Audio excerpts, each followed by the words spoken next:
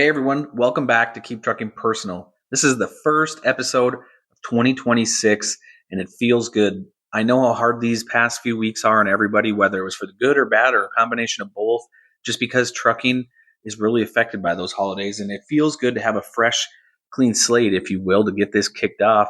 So, me personally, very optimistic and excited to get there and let this year be prosperous for everyone. But before we get into where the company's headed and all that for 2026 in coming episodes, I wanted to kind of look backwards a little bit and kind of give you the meat and potatoes of trucking. And this is going to be a 2-part series. And the first part here is going to focus on back when my grandpa used to drive truck and a little bit about what trucking was like then, because you kind of have to know where you came from to know where you're going.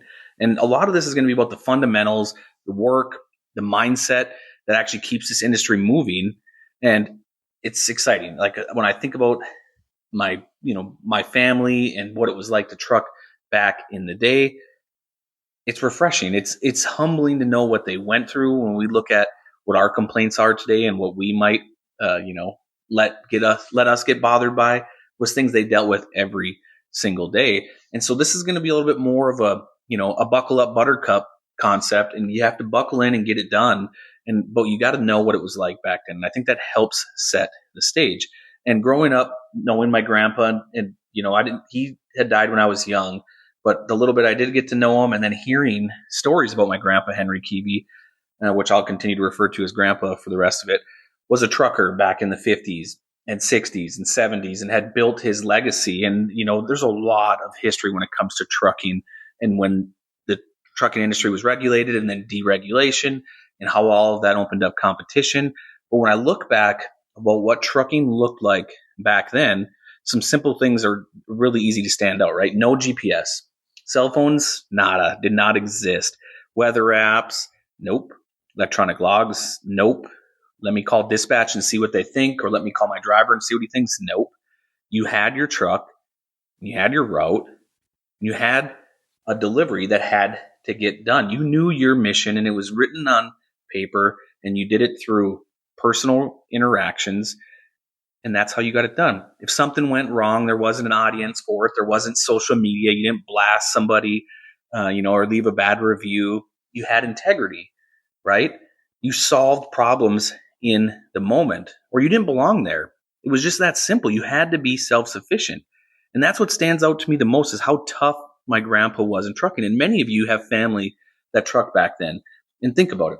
I mean, I'm talking about the luxuries we have now. They didn't have power steering, air ride, none of that. We complain about so many things and they didn't have it. That was what trucking was built on. And it wasn't meant to be flashy. And yes, they did have sweet trucks back then, but it wasn't meant to be flashy. And it wasn't because they were trying to be arrogant all the time. It was a confidence that they carried. It was confidence that they carried. And it was this is my responsibility and I will handle it. That is what has left this industry, is the responsibility that I will handle it. This mindset didn't depend on the conditions of being perfect. It was a responsibility. My grandpa taught anyone that was around him, and much like it was on his own, he operated that truck like it was his. The freight was his. The reputation was his, even when it technically wasn't in certain instances, or a driver of his. They all had to operate that way. You had to understand what it took. And he didn't just say, hey, come do the job, give me your bare minimum, or the driver saying, what can I get away with, or whose fault is this continuously? It wouldn't work. It didn't work. Trucking had a different standard back then. You had to have strong hands, in a sense. And people always asked, or I can assume in the moment my grandpa had asked, what needs to be done, right? How did he become so successful? And how did he have customer of his own? How did he get his own authority? And how did he work through all that? I would love to sit down with him right now if I could and just ask all those questions. What is it like, Grandpa? How do you handle these circumstances? How do you trust when someone's out in a truck that they're going to do it and you don't see them until they get back home, or they call you once a day from a payphone? And that's if you're there to receive that call, right? Or if you miss it. How did I deliver this? How do I get into the job site? How do I make sure the customer gets everything? They had to figure it out. I mean, sit back and think on that for a minute. They didn't have access to the luxuries that we have today. It was tough. Trucking was tough. They had a passion for it. They loved what they did. They grew up proud to be a truck driver. They grew up and they wore it like a badge on their chest and said, I'm a truck driver. And when weather came and breakdowns or long days or extremely challenging situations and competition came their way, they didn't back down. They didn't jump onto a new job. You built a career where you were at. You became part of that company and it became part of you. And it wasn't, trucking wasn't an excuse to get a paycheck. It was their legacy they were building. Even if you were a driver for someone or you owned your own company, it was your job and you owned it. And when I look back on all the things he went through and all the pictures I have and picture albums and the things they moved, whether it was right or wrong or legal or illegal, however they, trucking was back then as regulations and laws were being developed, they got it done. And it just amazes me. But I always look back to that because that is the foundation of where we are headed. Trucking is advancing, and there are many things that are to our benefit. But you have to remember where trucking came from. You have to live that as well. You can't let that go. You have to have that grit. You have to have the ability to stand and stay in the pocket when it gets tough and get the job done. And I want to talk about this in another reference here, but trucking is war, right? But it's not the way people think. And let me say this carefully, okay? When I say trucking is war, I don't mean war against other drivers. I don't mean war against other companies. And I don't mean war against dispatchers, brokers, or the market. The real war in trucking always has been internal. And it's internal with yourself. It starts with your discipline and your attitude and your preparation and your pride, the ability to show up when no one's watching. That's what existed when my grandpa drove truck. That's what it was like in the 1950s. Everyone had to be their best to get the job done. And I would just love to know what they would think if they saw, this version of trucking. And my grandpa, he didn't let the bad days defeat him. He always persevered, and he did it until the day he died. And he understood something a lot of people forget. Confidence comes from responsibility carried well, not from comfort. And, trucking isn't what it used to be. That's a fact. The industry has changed, yes, right? Pressures have changed, right? But a lot of the demons are the same. If you look back, trucking still has a lot of the same challenges back then that it does now. The concept is the same. There's competition. Anyone can jump into trucking. Rates tighten. Margins get thinner as competition gets greater, right? That sounds familiar, doesn't it? If you had to look back, I bet you if I asked my grandpa those same circumstances, he'd say, yes, that's exactly what we're dealing with. Somebody wants my freight. Somebody's coming after my customer. Somebody is trying to take it away from me. And you had to fight for it. Overcapacity, right? Too many trucks. Hey, I don't have enough loads. It's a down market. Or the price is getting forced down because the customer's trying to save every dollar they can. There was noise everywhere. It's the same back then as it was now in that concept. The industry didn't just become unfair overnight. It became less forgiving of weak standards. And I bet you, if my grandpa was alive today, I bet you he'd be extremely frustrated if he were to look at what our trucking market has become, what our truck drivers are allowing to happen. I bet you he'd be frustrated. And he'd probably be upset over the professionalism right away, people not proud to be a truck driver, people not respecting truck drivers, that crowd that doesn't want truck drivers around them or acts too cool, doesn't help another truck driver make sure that they can get through, the way they speak to each other. CBs used to be a common thing that was used widely, is what truck drivers use. That was the pride in the road. Jump on that CB and talk with someone, and it's gone. And I'm sure he would be extremely frustrated with that because why? Why is it like this? This used to be an industry built on hardworking men focused on preparation and consistency and ownership and grit and quiet professionalism and not blasting yourself out on social media or dragging somebody through the mud because you're upset with what they had to offer at the restaurant. No, they didn't. What happened? He'd ask me, what happened? Why did we get here? And it's not, this episode isn't about wishing we were back in the 1950s. And it's not about saying the old days were better because I know in those days it was hard. Like I said, it was hard. It's very much like today. It's hard. There's no easy button here, but it's about remembering where our standards came from. And whenever I talk about this all the time, because there is something to be said with wearing that pride of a truck driver on your chest and being proud of it. Remembering that when the pressure turns up, as it always does in trucking, it seems like every single year something is pressure against the truck driver or against the trucking companies or against something. There isn't just a ride it home into the sunset. There isn't. The fundamentals of trucking are the same. They're going to be hard. There's a lot of moving parts. That's the meat and potatoes of trucking.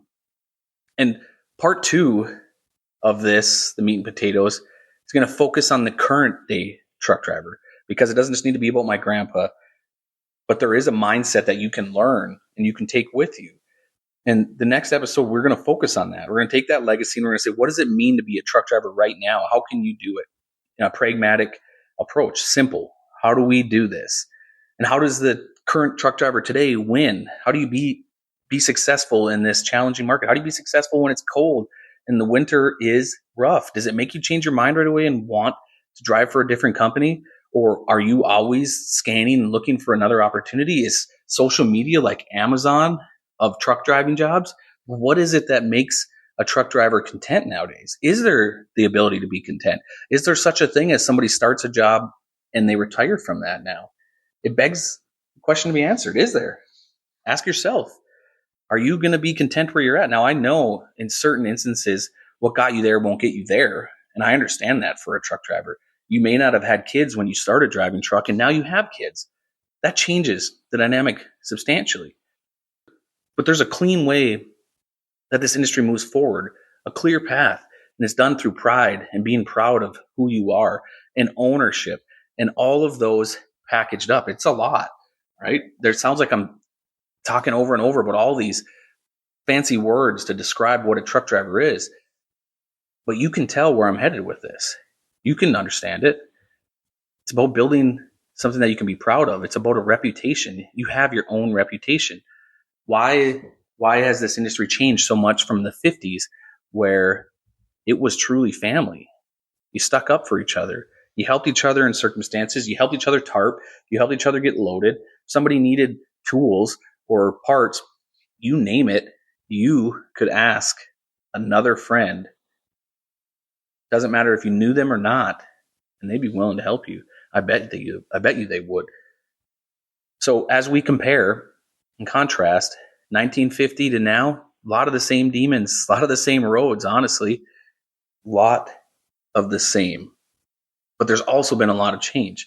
Technology, GPS to no GPS, having to read a map, a paper map, to zooming in on your phone now in a satellite view. Those are the simple differences. Air ride, power steering, those make truck driving much, much better than what they were. But remember, you have to understand where trucking came from and what is going to get us there before we can get there. And that's my purpose on these 2 episodes. Give you that contrast. What my grandpa did and how he operated and how he brought my uncle, my uncles, and my dad into this game, and how they learned from him what they wore as a badge of honor, and which led us, me, Derek, and Dakota into this trucking game and what we are trying to defend every single day. So I look forward to explaining on episode 2 of the meat and potatoes of trucking on how we can be successful together. And hopefully I can help you take your eyes off that scroll and say, you know what? I found a home. You know what? These people are here to defend me. You know what? These people want me to be successful. I want you to feel that. I want you to feel that confidence. So when episode 2 or part 2 or whatever you want to call it drops, I want you to think about that for a week. What was it like back in the 50s? When you get to a shipper, put yourself back in time, close your eyes and just think for a second. How would they have handled this? What would they do? When you're in a truck stop and you see somebody leave garbage or leave something lay around, think back to what would they have done? Would they have tried to clean it up? Would they have tried to do the right thing? When you show up at a shipper or consignee, how are you going to treat them?